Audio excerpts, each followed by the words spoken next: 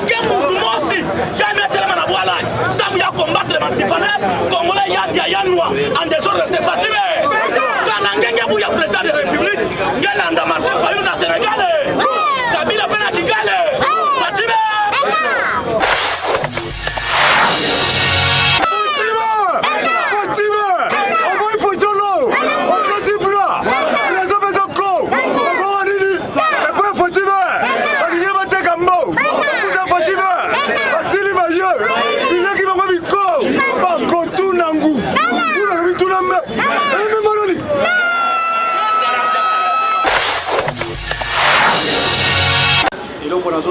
soyez scotchés, cimentés, serrés sur cette chaîne. Vous allez grandir dans le monde politique. C'est la seule chaîne qui vous ouvre le monde.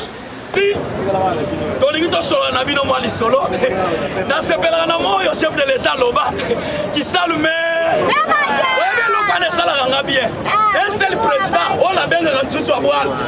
Ayabi Minokonios, Abetabo, et tout ça, Martin Fayulu.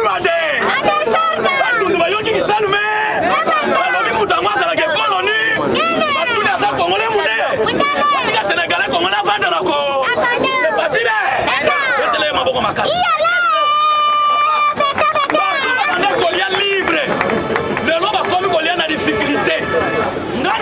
Kabino boye ba fio ye lokwe bomi bango asoko kota toilette asali na nous besoin d'azu papier me pangwisi tango asali besoin luki papier sali na lini na lobani wili ba konga bango ba mona ki toujours ke mutu asiri baseka ka toujours autorité morale na bango Kabila kana babosala yike Fatia Lobaki na côté na pouvoir et première chose pour restaurer l'état de parce que mboka et quoi yaki na libulu kosanga mibeko na mbo Kabila fandela ki mibeko liba boma violet mais pouvoir na yako simba weto boete bapang na betu Fatia yake pang na betu ande kana ngabu ya Fatia sosa bwana na yoke bwana ya Fatime dila yani maboko makasi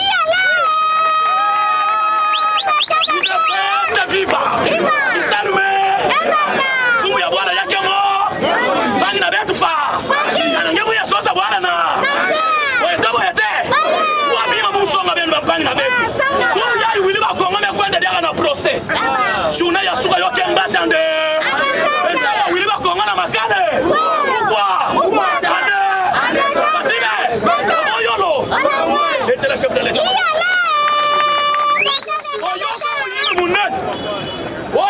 en Afrique du Sud. Gouverneur ya Luanda. Muyezi non. Tango akeya loba ki aza maladi. Azongi mkolazo zonga na kati ya Luanda ba. Akoma boy na ije fande. Ba yebise papa to yeto sala yo ditande. Yango na linga yebisa binobo.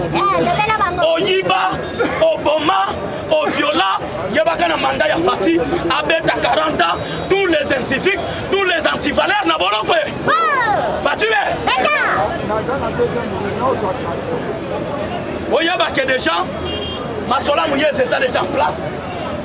Va vérifier batali que mbongo eliami en désordre. Mouyé c'est pas cessé, alors bien zalinga imo côté. Gouverneur a sala na ba collaborateur. C'est que bango nyonso mulongoso. Saba. Fatime. Bande konanga. Ngai na mitunaka. Wili ba konga tango azokanisa. Kemboko eza na autorité te. Bazui nombre ya effectif ya bekol. Oyo eza non identifié na arrêté ya l'État. Bakotisi mpona koetufe vision mkonza mboka. Siko lelo wili bakonga tango bakia bafundi ye nalandi mutu moko ya PPRD soki aza nani soki aza nani soki azalaki na maison civile ya kala ya Kabila azoloba wili bakonga azali n'importe qui te bakokokanga ye bongo te. Est ce que biloko eza malamu papa nalingi na tuna bilo eza malamu est ce que wili bakonga azali na wili bakonga aleki kamele un directeur de cabinet du chef de l'État oyo ayiba mbongo akwesa baba msala ya chef de l'État pendant 100 jours batika ya kutu te oyo atutaka tolake na tanga koleka bino nyonso balakisi eke no otanga te ozali moyibi mu bakangi ye na prison lelo asolela to bamedi la fe yana wentia kame wentia fe lisolo muki Kana ngenge ke waka bilobala ba ya madini. Madini si madini na Congo yo meta tukanisha. Ah wa betu na Congo betu ke tintia. Un seul tia c'est Fatime. Ya met tout l'état de droit kana ngesa hana muka. Bomba. Pourquoi? Ande. On tuna ngu. Ngulu atulime. Sali.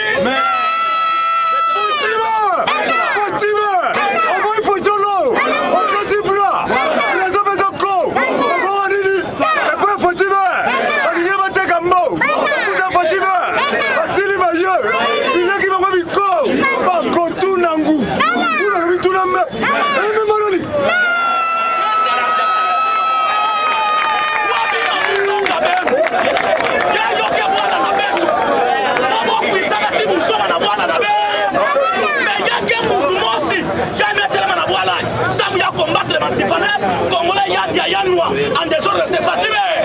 Quand ngenge bouya président de la République, ngelanda Martin Fayou na Sénégal. Kabila pena Kigali. Fatime.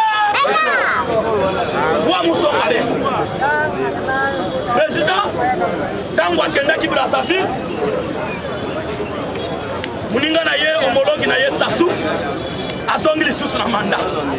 Eloko esalinga bien. Sassou, parmi les présidents, nous savons qui ça. Mais c'est le président. Ayaki malgré la cima. Ayambié au nez. Et tant que mon continent africain, la Pessie Menia, c'est Fatime. Tant que Ayambié, Fatia Songi. Ayambi si bande comme sous le ministre de Kenda qui n'a pas au Moni Brasafi. Toi, il y a Songi Pona. Songi Pébino. Pour salir l'état de droit dans la démocratie, le peuple d'abord, pour refaire la mandate. Moni dimanche, chef de l'état vanti ba député. Ayebisi bango bakanga mino kwande. Soki na ba benga ba député ko ja peuple ko. Mutu bato mobika. Banga ba. Matana ba. Delana ba. Kisalme. Fatime. Bomba. Ya yoke bwala banyamulenge ke yoke bwala ya bako.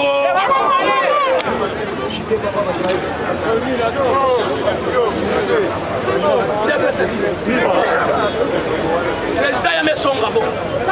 Ce qui va me mettre député Bino. Et ça grâce à peuple. Bino va député. Pour qu'il y ait un voter loi.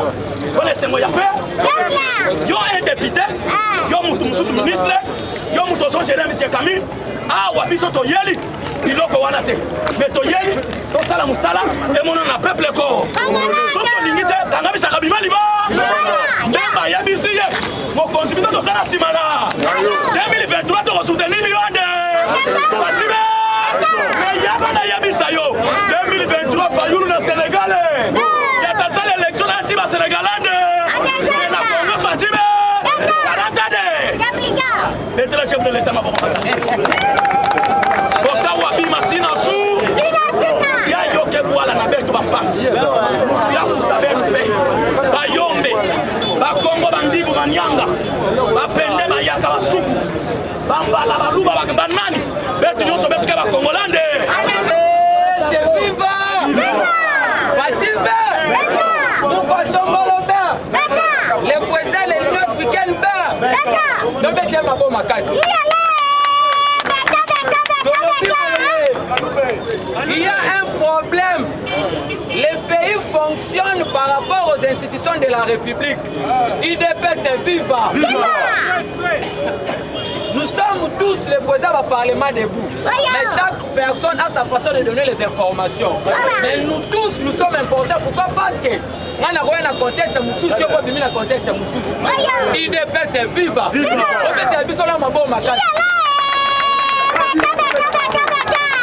Le président de la République, Félix Antoine Tshisekedi Tshilombo, son vrai combat était quoi? C'était de déboulonner le système dictatorial de Joseph Kabila.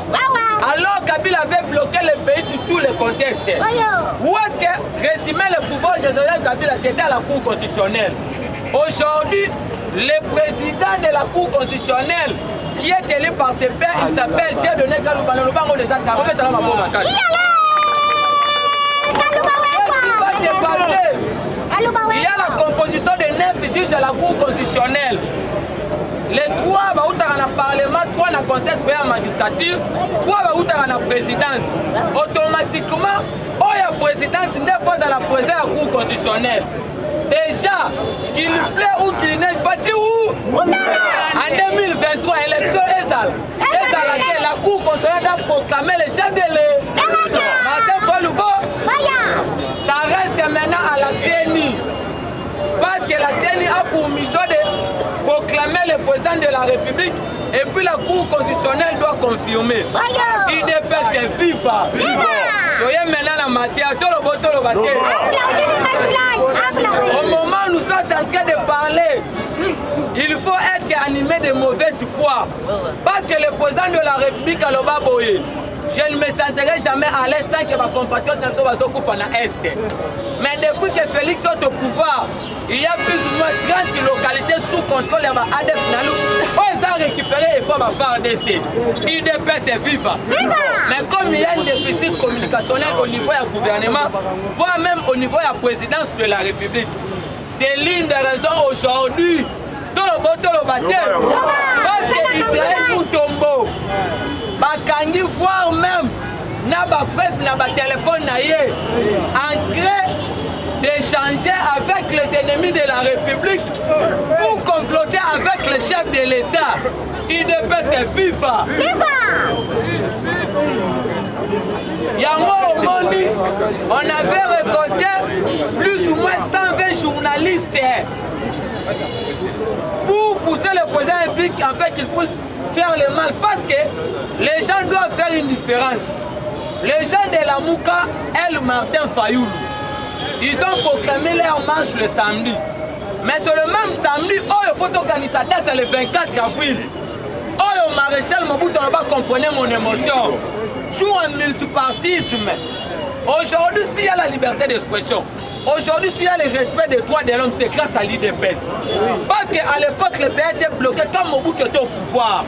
Mais la date là, c'est la date qu'on va commémorer. Mais curieusement comme ça, Martin Fayulu se réveille un bon matin pour dire que non, il va proclamer la marche. Mais Mouzitou a assumé autant de fonctions dans ce pays. Où était Mouzitou pour maintenir la paix à l'est du pays? C'est de l'intox. C'est pour cela que le président de la République a d'abord le soutien total de la communauté internationale. Parce qu'au moment où nous sommes en train de parler, Kabila a bloqué sur tous les contextes. Albert Youma Yemoko en Voutouma, tous les mines, il y a la société nationale qui est attribuée dans la société étrangère. C'est pour cela que nous interpellons la justice qu'on puisse arrêter Albert Youma. IDP c'est viva. C'est l'une des raisons on est tenté voire même d'interpeller Bruno Tshibala. Plus ou moins 28 millions de dollars pour financer les élections. Il y a Chadar à l'époque. Albert Youma complice. Albert Youma soit continue à Kingakati, voire même Kabila fois Téléma. C'est l'une des raisons vous voyez Albert Youma. À l'époque Kabila avait demandé qu'on puisse nommer Youma comme étant Premier ministre. Je vois des moments, si vous maîtrisez bien l'histoire, quand on a gobé le pouvoir à l'époque. Mais comme le président de la République maîtrise toute la politique, aujourd'hui Kabila est bloqué sur tous les contextes. IDP c'est viva. Batoubalobia Wakeno, tous les communicateurs de l'IDPS, ceux qui ont tourné. Qu'est-ce que l'Union sacrée? C'est la vision du chef de l'État. Qu'est-ce que l'Union sacrée? Ça, ce sont les gens du PPRD. Mais aujourd'hui, le Premier ministre, en conformément avec l'article 91 de la Constitution, a où tu peux déposer programme, il y a gouvernement et pas président de l'Assemblée nationale. Parce qu'avant qu'on investisse le gouvernement, il faut déjà déposer programme, dans 48 heures, les députés déjà battent en yango. IDP c'est viva. Je vais dans le gouvernement. Qu'est-ce qui va se passer? Et maintenant, Batouana va éviter que comment est-ce que les institutions fonctionnent. Parce qu'actuellement, tous les gens qui ont critiqué le président de la République, aujourd'hui il n'y a pas de débat. Il y a plus ou moins 1,6 milliard non remboursables par les fonds monétaires internationaux pour la République démocratique du Congo par rapport à la diplomatie agissante du chef de l'État.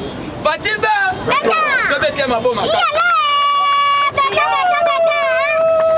Ce qui se passe ici, quand on a eu des PS, parce que n'oublions pas que le juge a contesté l'électorat, c'est à la Cour constitutionnelle. C'est pour cela le président de la République, il a mis à genoux Joseph Kabila, qui contrôlait tous les pouvoirs hier, qui avait la confiance à l'institution Nyonso.